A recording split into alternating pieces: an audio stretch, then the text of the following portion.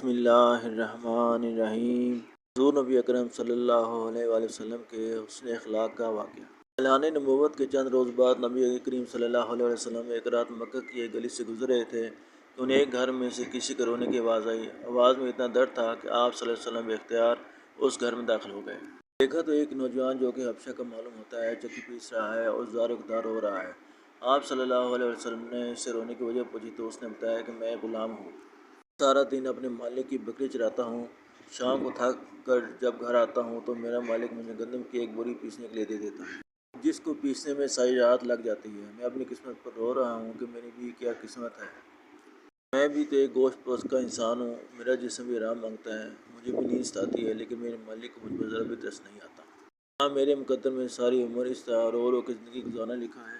نبی کریم صلی اللہ علیہ وآلہ وسلم نے فرمایا کہ میں تمہارے مالک سے کہہ کر تمہاری مشقت تو کم نہیں کروا سکتا، کیونکہ وہ میری بات نہیں مانے گا۔ ہاں، میں تمہاری تھوڑی مدد کر سکتا ہوں، کہ تم سو جاؤ اور میں تمہاری جگہ پر چکی پیستا ہوں۔ وہ غلام بہت خوش ہوا اور شکر ادا کر کے سو گیا اور آپ صلی اللہ علیہ وسلم اس کی جگہ چکی پیستے رہے۔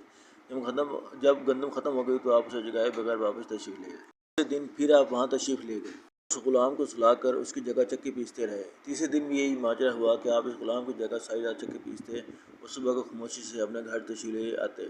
چوتھی رات جب آپ آ گئے تو اس غلام نے کہا، اللہ کے بندے، آپ کون ہو اور میرا اتنا خیال کیوں کر رہے ہو؟ ہم غلاموں سے نہ کسی کو کوئی ڈر ہوتا ہے اور نہ کوئی فائدہ، تو پھر آپ یہ کیوں کر رہے ہو؟ نبی اکرم صلی اللہ علیہ وسلم نے فرمایا، میں یہ سب انسانی ہمدردی کے تحت کر رہا ہوں، اس کے علاوہ مجھے تم سے کوئی غرض نہیں۔ اس غلام نے کہا کہ آپ کون ہو؟ نبی کریم صلی اللہ علیہ وسلم نے فرمایا، کیا تمہیں علم ہے کہ مکہ میں ایک شخص نے نبوت کا دعویٰ کیا ہے؟ اس غلام نے کہا، ہاں، میں نے سنا ہے کہ ایک شخص جس کا نام محمد ہے اپنے آپ کو اللہ کا نبی کہتا ہے۔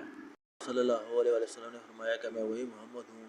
یہ سن کر اس غلام نے کہا کہ اگر آپ ہی وہ نبی ہیں تو مجھے اپنا کلمہ پڑھائیے، کیونکہ اتنا شفیق اور مہربان کوئی نبی ہی ہو سکتا ہے جو غلاموں کا بھی اس قدر خیال رکھے۔ آپ صلی اللہ علیہ وسلم نے انہیں کلمہ پڑھا کر مسلمان کر دیا۔ پھر دنیا نے دیکھا کہ اس غلام نے تکلیفیں اور مشقتیں برداشت کی لیکن دامن مصطفیٰ نہ چھوڑا۔ انہیں جان دینا تو گوارا تھا لیکن اتنے شفیق اور مہربان نبی کا ساتھ چھوڑنا گوارا نہ تھا۔ آج دنیا انہیں بلال حبشی رضی اللہ عنہ کے نام سے جانتی ہے۔ حضور نبی اکرم صلی اللہ علیہ وسلم کی ہمدردی اور محبت نے انہیں آپ صلی اللہ علیہ وسلم کا پہلے غلام بنا کر رہتی دنیا تک مثال بنا دی۔